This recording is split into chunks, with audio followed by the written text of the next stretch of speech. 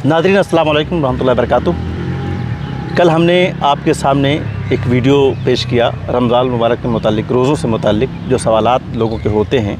मौलाना के साथ हमारी गुफ्तगू हुई, बहुत सारे सवालात आए और उसके बुनियाद पर हमने फिर तय किया कि आगे के कुछ और भी सवालात आ रहे हैं। मुस्तकिल लगातार मौलाना से गुफ्तगू होती है, लोगों की टेलीफ़ोन पर और वैसे भी मैसेज में भी, ईमेल पर भी राब्ते हो रहे हैं। तो मुस्तकिल सवालात आ रहे हैं लोगों के, और वो जो लोग भी सवाल पूछ रहे हैं वो उनके सिर्फ अपने सवाल नहीं हैं, वो ऐसे हज़ारों, सैकड़ों, लाखों लोगों के सवाल हैं जो रोज़े से मुताल्लिक, नमाज से मुताल्लिक, ज़कात से मुताल्लिक और समाजी ज़िंदगी से मुताल्लिक तमाम तरह से मुताल्लिक सवाल कर रहे हैं। तो आज मैं इस दूसरे एपिसोड में आपका फिर खैर मकदम है और मैं आज फिर कुछ सवालात लेकर आपके सामने हाज़िर हूँ। मौलाना बहुत बहुत शुक्रिया आपका। हमने कल गुफ्तगू की थी आपसे और लोगों ने पसंद फरमाया और ये दरख्वास्त की कि ये सिलसिला जारी रहे, तो मैं आपके सामने फिर हाज़िर हुआ हूँ।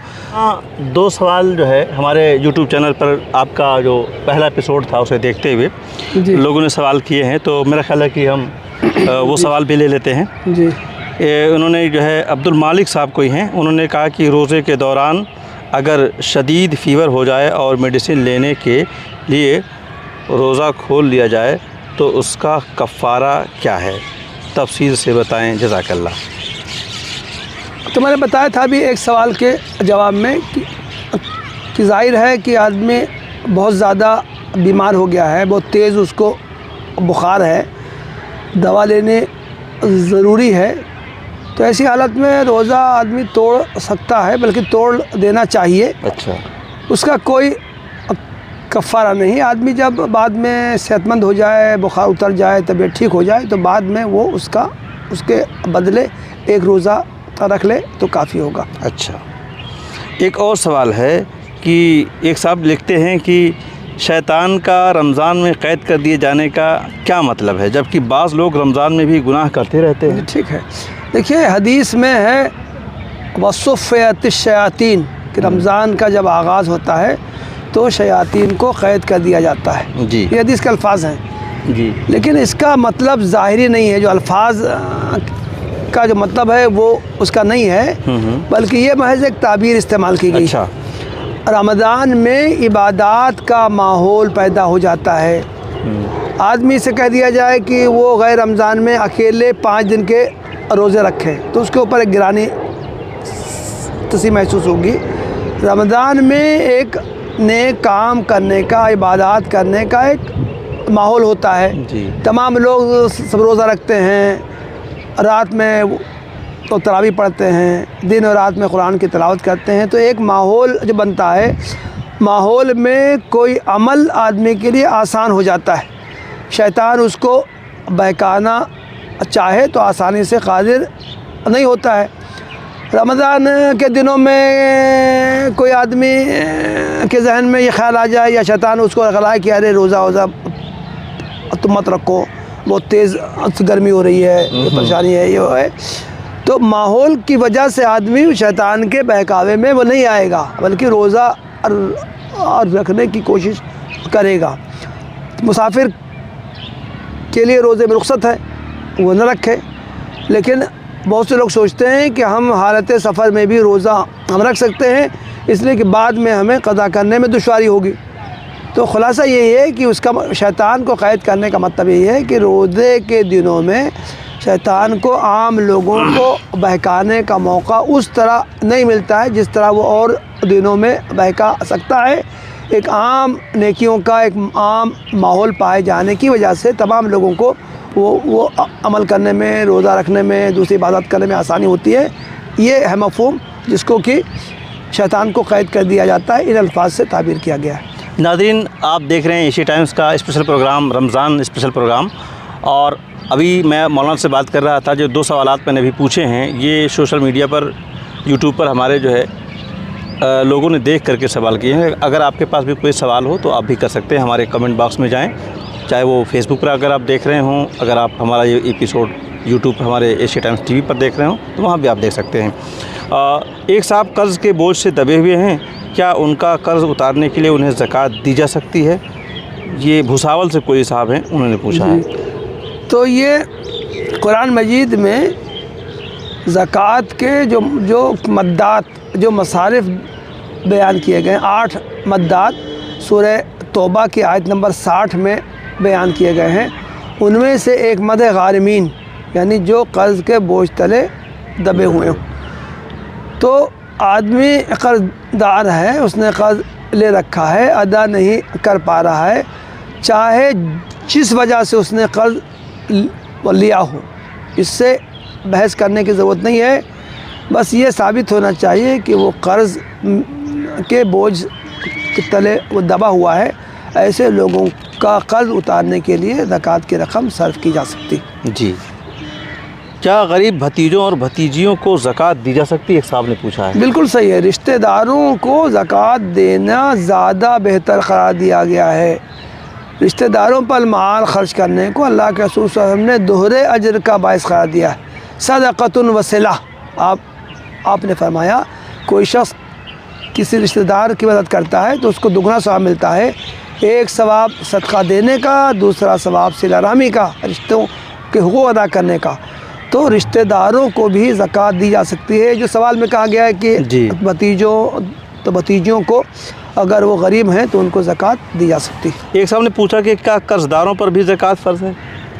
دیکھیں نہیں، جی، زکوٰۃ کی فرضیت کی جو چند شرائط ہیں، آدمی کے پاس جو بنیادی ضرورت کے لیے جو مال ہے، پورے سال میں آدمی اپنے خرچ کے اور اپنے بیوی بچوں کے خرچ کے لیے جتنا مال ہے اس پر زکوٰۃ نہیں ہے۔ اس سے زیادہ آدمی کے پاس جو مال ہے وہ نصاب کو پہنچے اور اس پر ایک سال گزر جائے تب اس پر زکوٰۃ واجب ہوتی ہے۔ تو جس آدمی کے اوپر قرض ہے تو ظاہر ہے کہ اس کے پاس تو پیسہ ہی نہیں، اس کے پاس تو اپنے پاس بھی پیسہ نہیں ہے، بلکہ وہ مزید قرض سے بوجھ تلے وہ دبا ہوا ہے، تو ظاہر ہے کہ اس پر زکوٰۃ نہیں ہوگی۔ آدمی کے پاس جتنا مال زائد ہے اس میں سے اس پر جتنا قرض ہے وہ مائنس کرے گا، قرض کو کم کر کے باقی مال اگر نصاب تک پہنچے گا تب اس پر زکوٰۃ ہوگی، ورنہ اس پر زکوٰۃ ہی عائد نہیں ہوگی۔ جی، ایک صاحب نے پوچھا کہ کیا روزے کی حالت میں نارمل سلائن لگوا سکتے ہیں؟ نہیں، جو وہ لگاتے ہیں گلوکوز وغیرہ۔ جی ٹھیک ہے، تو دیکھیے روزے کی حالت میں اگر آدمی کسی مرض میں مبتلا ہے تو مرض کو دور کرنے کے لیے بوتل چڑھائی جا رہی ہے تو اس سے روزہ نہیں ٹوٹے گا۔ لیکن اگر محض روزہ رکھنے کی وجہ سے کمزوری پیدا ہو گئی ہے، ہم کمزوری کو دور کرنے کے لیے نارمل سلائن لگوائیں تو ظاہر ہے کہ اس کی اجازت نہیں دی جائے گی، مکروہ اس کو قرار دیا جائے گا۔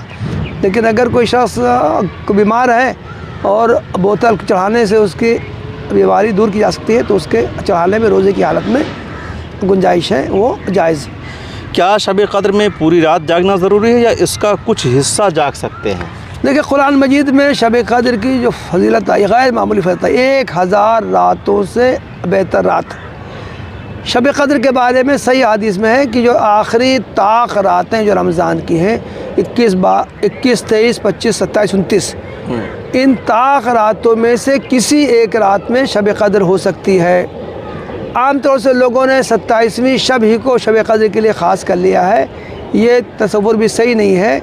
5 راتوں میں عبادت کا اہتمام کیا جانا چاہیے، ان 5 راتوں میں سے کوئی ایک رات شب قدر کی ہو سکتی، تو ہمیں پوری رات جاگنا نہیں ضروری ہے۔ یہ تصور ہے کہ پوری رات جاگنا ضروری ہے، اگر ہم نے تھوڑے سے بھی وقت کے لیے سو گئے تو پورے رات کی عبادت اکارت جائے گی، یہ تصور صحیح نہیں ہے۔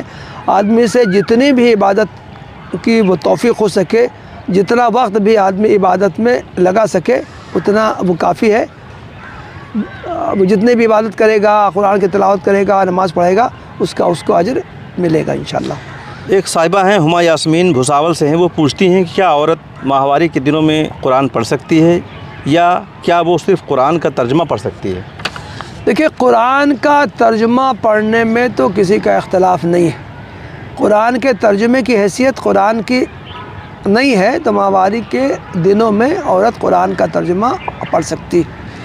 البتہ قرآن پڑھنے کے بارے میں زیادہ تر علماء کا یہ کہنا ہے کہ یہ ناپاکی کی حالت ہے۔ حدیث میں جب جنوبی شخص جس کو احتلام ہو گیا ہو یا اس نے جنسی تعلق قائم کیا ہو، ایسا شخص جو ناپاک سمجھا جاتا ہے، اس کو قرآن کی تلاوت کرنے کی اجازت نہیں ہے۔ تو اسی طرح جو عورت حیض کی وجہ سے ناپاک ہو اس کے لیے بھی قرآن کی تلاوت کرنا، قرآن پڑھنا جائز نہیں ہے۔ یہ زیادہ تر علماء کا خیال ہے، لیکن بعض علماء کی رائے یہ بھی ہے اور کچھ عہد صحابہ اور تابعین کے بھی کچھ لوگوں کی اس کی تائید حاصل ہے، وہ یہ کہتے ہیں کہ حائضہ عورت جو ہے وہ قرآن کی تلاوت کر سکتی ہے۔ جنوبی شخص میں اور حائضہ میں فرق ہے۔ جی ایک شخص جنوبی ہے وہ فوراً جا کے غسل کر سکتا ہے، پاک ہو جائے گا، جی، لیکن جنوبی عورت، لیکن حائضہ عورت جو ہے مخصوص اس کے جو ایام ہیں اس میں وہ غسل کر لے تو بھی وہ پاک نہیں ہو سکتی۔ اس لیے وہ کہتے ہیں کہ دونوں میں فرق ہے۔ حائضہ عورت حیض کی حالت میں بھی قرآن کی تلاوت کر سکتی ہے، اور خاص طور سے جو عورتیں جو معلمات ہیں، وہ تدریس کا کام کرتی ہیں، لڑکیوں کو پڑھاتی ہیں، قرآن پڑھاتی ہیں، تو ایسی عورتوں کے لیے تو گنجائش ہے کہ وہ ایسے حالت میں وہ تدریس کا کام انجام دے سکتی۔ بہت بہت شکریہ مولانا۔ مولانا سے ہمارے بہت سارے سوالات تھے آج کے، اور جو ہم نے ڈسکس کیے۔ آنے والے دنوں میں اور بھی جو سوالات مولانا کے پاس پہنچیں گے، یا سوشل میڈیا کے ذریعے، یوٹیوب کے ذریعے جو کمنٹ آپ کے آئیں گے، جو سوالات ہوں گے وہ ہم پھر اس کو بھی لیں گے اگلے ایپیسوڈ میں۔ تو مجھے دیجیے اجازت، بہت بہت شکریہ، تھینک یو۔